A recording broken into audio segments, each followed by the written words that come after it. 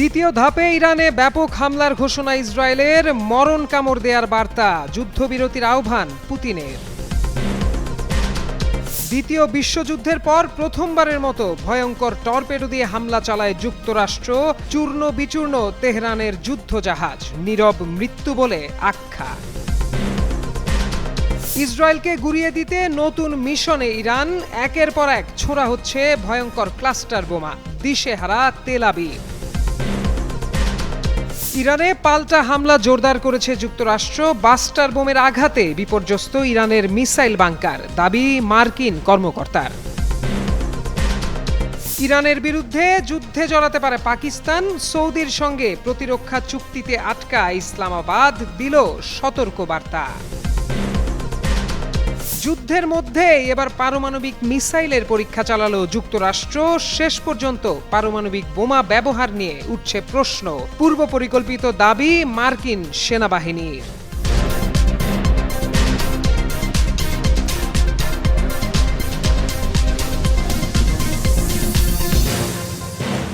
এবার ভয়াবহ মোড় নিয়েছে ইরান ও ইসরায়েল উত্তেজনা। শুক্রবার ইসরায়েলি সামরিক প্রধান লেফটেন্যান্ট জেনারেল ইয়াল জামির এক টেলিভিশন বার্তায় হুঁশিয়ারি দিয়ে বলেন, ইরানের বিরুদ্ধে ইসরায়েলের অভিযান এখন পরবর্তী ধাপে প্রবেশ করেছে। এই ঘোষণার পর মধ্যপ্রাচ্যের যুদ্ধ পরিস্থিতি আরও জটিল হয়ে উঠেছে। এই পর্যায়ের মূল লক্ষ্য হল ইরান সরকারের ভিত দুর্বল করে দেওয়া এবং দেশটির সামরিক সক্ষমতাকে পুরোপুরি ধূলিসাৎ করা। শুক্রবার ভোরে তেহরানের নতুন করে বড় ধরনের হামলা হওয়ার পরপরই এই বক্তব্য সামনে আসে। এই শীর্ষ সামরিক কর্মকর্তা বলেন, ইরানের জন্য সামনে আরও কিছু সামরিক বিষয় অপেক্ষা করছে যা তিনি এখনই জনসম্মুখে প্রকাশ করতে ইচ্ছুক নন। আল জাজিরার প্রতিবেদন অনুযায়ী জামিরের এই মন্তব্য তেহরানের উপর সামরিক চাপ বহু গুণ বাড়িয়ে দিয়েছে। আন্তর্জাতিক বিশ্লেষকরা মনে করছেন এই পরবর্তী ধাপ অঞ্চলটিতে দীর্ঘমেয়াদী প্রভাব ফেলতে পারে। জটিল থেকে জটিলতর হচ্ছে ইরান ইসরায়েল যুদ্ধ পরিস্থিতি। হামলা পাল্টা হামলায় নিহত, আহত ও ধ্বংসাবশেষের সারি হচ্ছে দীর্ঘ। যুদ্ধের প্রভাব পড়ছে ভূ রাজনীতি সহ বৈশ্বিক অর্থনীতিতে। যুদ্ধে কেউ সমর্থন দিচ্ছে ইসরায়েল যুক্তরাষ্ট্রকে, আবার কারো সমর্থন ইরানের পক্ষে। নানা দেশ দিচ্ছে নানা বার্তা। এবার মধ্যপ্রাচ্যে যুক্তরাষ্ট্র, ইসরায়েল ও ইরানের মধ্যে চলমান সংঘাত থামাতে সাময়িক বিরতির আহ্বান জানিয়েছে রাশিয়া। এতে বেসামরিক মানুষের প্রাণহানি কমানো সম্ভব হবে বলে জানায় দেশটির পররাষ্ট্রমন্ত্রী সের্গেই ল্যাভরভ। ইরাকি সংবাদ মাধ্যম শাফাক নিউজ এক প্রতিবেদনে এ তথ্য দিয়েছে।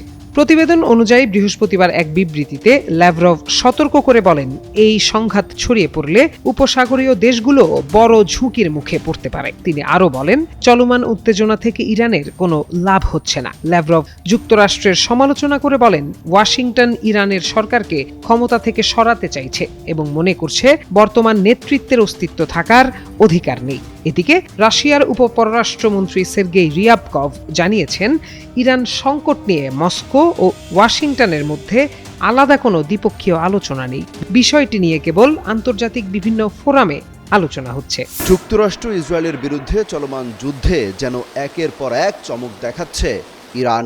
এবার ইসরায়েলকে লক্ষ্য করে ভয়ঙ্কর ক্লাস্টার ব্যালিস্টিক মিসাইল ছুড়েছে তেহরান। তেল আবিবের আকাশে দেখা যায় একসাথে ডজনকে ডজন বোমা পড়ছে। সাথে সাথে সাইরেন বাজানো হয়, সতর্ক করা হয় ইসরায়েলিদের যে যেখানে আছে তারা যেন নিরাপদ আশ্রয়ে চলে যায়। এরপরই ছুটাছুটি শুরু হয়ে যায়। ছড়িয়ে পড়া ভিডিও ফুটেজে দেখা যায় তেল আবিবের আকাশে বৃষ্টির মতো বোমা পড়ছে। ইসরায়েলি সামরিক বাহিনী জানিয়েছে, ইরান তাদের দিকে ছোড়া কিছু ব্যালিস্টিক ক্ষেপণাস্ত্রে ক্লাস্টার বোমা ওয়ারহেড ব্যবহার করেছে। ভিডিও ফুটেজে দেখা গেছে আকাশ থেকে একাধিক ছোট বিস্ফোরক মাটির দিকে আছড়ে পড়ছে। ধারণা করা হচ্ছে এগুলো ক্লাস্টার বোমার সাবমিউনিশন। এই ধরনের ব্যালিস্টিক ক্ষেপণাস্ত্রের ওয়ারহেড মাটির দিকে নামার সময় মাঝ আকাশেই খুলে যায়। এরপর এর ভেতর থেকে প্রায় 20টির মতো ছোট বিস্ফোরক ছড়িয়ে পড়ে। প্রতিটি সাবমিউনিশনে প্রায় 2.5 কেজি বিস্ফোরক থাকে এবং সেগুলো প্রায় 8 কিলোমিটার ব্যাসার্ধের এলাকায় ছড়িয়ে পড়তে পারে। বিশেষজ্ঞদের মতে ক্লাস্টার বোমা অত্যন্ত বিপজ্জনক অস্ত্র, কারণ এর অনেক সাবমিউনিশন বিস্ফোরিত না হয়ে মাটিতে পড়ে থাকতে পারে, যা পরে সাধারণ মানুষের জন্য প্রাণঘাতী হয়ে উঠতে পারে। ফলে খুব সহজেই ইসরায়েলকে ছেড়ে দিচ্ছে না ইরান, এটা বলাই যায়। একই সাথে ড্রোন হামলার ফুটেজও প্রকাশ করেছে তেহরান। ইরান ইসরায়েল চলমান সংঘাত ক্রমেই ভয়াবহ রূপ নিচ্ছে। যুদ্ধে আধুনিক নানা সমরাস্ত্রের ব্যবহার দেখছে বিশ্ব। একে অপরকে কাবু করতে এগুলোর ব্যবহার বাড়াচ্ছে যুদ্ধরত দেশগুলো। তারই ধারাবাহিকতায় ইরানের ভূগর্ভস্থ ব্যালিস্টিক মিসাইল লঞ্চার এবং নৌবাহিনীর ওপর হামলা আরও জোরদার করেছে যুক্তরাষ্ট্র। মার্কিন B-2 স্টেলথ বম্বার থেকে ইরানের অভ্যন্তরে লুকোনো ব্যালিস্টিক মিসাইলের মজুত রাখার লক্ষ্যবস্তুগুলোতে কয়েক ডজন 2000 পাউন্ডের বাংকার বাস্টার বোমা নিক্ষেপ করা হয়েছে। গত 72 ঘন্টায় রাজধানী তেহরান সহ ইরান জুড়ে প্রায় 200টি লক্ষ্যবস্তুতে হামলা চালিয়েছে মার্কিন বোম্বার বাহিনী। এর মধ্যে রয়েছে ভূগর্ভস্থ ক্ষেপণাস্ত্র ঘাঁটি এবং সামরিক স্থাপনা। মার্কিন দাবি অনুযায়ী গত 28 ফেব্রুয়ারি থেকে শুরু হওয়া এই অভিযানের ফলে ইরানের ব্যালিস্টিক মিসাইল হামলা 90% এবং ড্রোন হামলা 83% কমে গেছে। ইরানে যুক্তরাষ্ট্র ও ইসরায়েলের এই যৌথ হামলায় এখন পর্যন্ত 950 জনের বেশি মানুষের মৃত্যু হয়েছে। এর মধ্যে ইরানের সর্বোচ্চ নেতা আয়াতুল্লাহ আলী খামেনি এবং মিনাবের একটি প্রাথমিক বিদ্যালয়ের 165 জন স্কুল ছাত্রী রয়েছেন বলে জানা গেছে। ইরানে হামলা চালিয়ে পুরো মধ্যপ্রাচ্যে আগুন জ্বালিয়ে দিয়েছে ইসরায়েল ও যুক্তরাষ্ট্র। গত 28 ফেব্রুয়ারির আগ্রাসন শুরুর পর দফায় দফায় গণহারে বোমা ও ক্ষেপণাস্ত্র নিক্ষেপ করে অন্তত 180 শিশুসহ ইরানের 12 শতাধিক মানুষকে হত্যা করেছে। এর মধ্যে হামলা চালিয়ে যাওয়ার ঘোষণা দিয়েছে ইরানও। এমন পরিস্থিতিতেই পরমাণু অস্ত্রের মতো গণবিধ্বংসী অস্ত্রের পরীক্ষা চালিয়েছে মার্কিন সেনারা। এয়ারফোর্স গ্লোবাল স্ট্রাইক কমান্ড বুধবার আনুষ্ঠানিক বিবৃতিতে জানায়, মঙ্গলবার ক্যালিফোর্নিয়ার ভ্যান্ডেনবার্গ স্পেস ফোর্স বেস থেকে দুটি পরীক্ষামূলক রি-এন্ট্রি ভেহিকেল সহ উৎক্ষেপণটি পরিচালিত হয়। উৎক্ষেপণের পরিকল্পনা কয়েক বছর আগে থেকেই করা হয়েছিল। এটি বিশ্বের বর্তমান পরিস্থিতির প্রতিক্রিয়ায় করা হয়নি। যুক্তরাষ্ট্রের ক্যালিফোর্নিয়ার ভ্যান্ডেনবার্গ স্পেস ফোর্স বেস থেকে প্রশান্ত মহাসাগরীয় সময় 3 মার্চ রাত 11টার দিকে মার্কিন বিমান বাহিনীর গ্লোবাল স্ট্রাইক কমান্ড পারমাণবিক ক্ষেপণাস্ত্রটি পরীক্ষা করেন। LGM-30G মিনিটম্যান 3 নামের ব্যালিস্টিক মিসাইলটি মূলত আন্তঃমহাদেশীয় ক্ষেপণাস্ত্র, যা 10,000-এরও বেশি দূরে লক্ষ্যবস্তুতে নিখুঁতভাবে আঘাত হানতে সক্ষম। এটি পরীক্ষামূলক উৎক্ষেপণ সম্পন্ন করেছে। এটি ডুমসডে মিসাইল বা প্রলয়ঙ্কারী ক্ষেপণাস্ত্র নামেও অধিক পরিচিত। তবে পরীক্ষার সময় এটি নিরস্ত্র ছিল তথা কোনো ইউরেনিয়াম ছিল না। পরীক্ষামূলক উৎক্ষেপণের পর এটি হাজার হাজার মাইল পথ অতিক্রম করে মার্শাল দ্বীপপুঞ্জের কুয়াজালিন অ্যাটলের একটি পূর্বনির্ধারিত লক্ষ্যবস্তুতে পড়েছিল।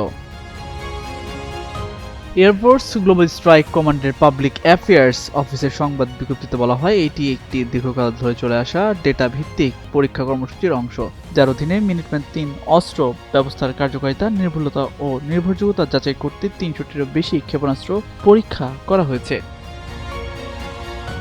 576তম ফ্লাইট টেস্ট স্কোয়াড্রনের commander lieutenant colonel Carey Ray বলেন, GT-255 এর মাধ্যমে ক্ষেপণাস্ত্রের বিভিন্ন উপাদানের মূল্যায়ন করা হয়েছে, যা দেশের পারমাণবিক ত্রয়ীর স্থলভিত্তিক অংশের প্রস্তুতি বাড়াবে। গ্লোবাল স্ট্রাইক কমান্ডের কমান্ডার জেনারেল SL ডেভিস জানান, পরীক্ষাটি উৎক্ষেপণ থেকে শুরু করে একাধিক লক্ষ্যবস্তুতে নিখুঁতভাবে আঘাত হানার সক্ষমতা নিশ্চিত করেছে। তামজিদ মির্জা, যুগান্ত নিউজ। মার্কিন সাবমেরিন হামলার পর ইরানের আরেকটি যুদ্ধজাহাজ শ্রীলঙ্কার জলসীমার দিকে এগিয়ে যাচ্ছে। বুধবার যে জায়গায় ইরানি ফ্রিগেটটি ডুবিয়ে দেওয়া হয়েছিল সেদিকে অগ্রসর হচ্ছে যুদ্ধজাহাজটি। শ্রীলঙ্কার গণমাধ্যম বিষয়ক মন্ত্রী নালিন্দা জয়তিসা জানান, 100 জনেরও বেশি ক্রু বহনকারী দ্বিতীয় যুদ্ধজাহাজটি এখনও শ্রীলঙ্কার জলসীমার বাইরে অবস্থান করছে। আশঙ্কা করা হচ্ছে বুধবারের মতো এ জাহাজটিও সাবমেরিন হামলার শিকার হতে পারে। এর আগে বুধবার শ্রীলঙ্কার দক্ষিণ উপকূলের কাছে মার্কিন সাবমেরিন হামলায় ইরানের একটি মাঝারি আকারের রণতরী ডুবে যায়। হামলায় অন্তত 87 জন নাবিক নিহত হন। এই ঘটনার মাধ্যমে মধ্যপ্রাচ্য যুদ্ধ বাইরের এলাকাতেও ছড়িয়ে পড়েছে। যুদ্ধজাহাজ ডুবে দেওয়ার ঘটনায় যুক্তরাষ্ট্রকে কড়া হুঁশিয়ারি দিয়েছে তেহরান। ইরানের পররাষ্ট্রমন্ত্রী বলেছেন, আন্তর্জাতিক জলসীমায় যুদ্ধজাহাজ ডুবে দেওয়ার জন্য যুক্তরাষ্ট্রকে তীব্র অনুতাপ করতে হবে। তিনি বলেন, জাহাজটি ভারতের নৌবাহিনীর অতিথি ছিল। একই সঙ্গে যুক্তরাষ্ট্র যে নজির স্থাপন করেছে তার জন্য তারা তীব্র অনুতপ্ত হবে বলেও কঠোর বার্তা দেন তিনি। পশ্চিম এশিয়ায় মার্কিন সেনা ঘাঁটি লক্ষ্য করে একের পর এক হামলা চালিয়ে যাচ্ছে ইরান।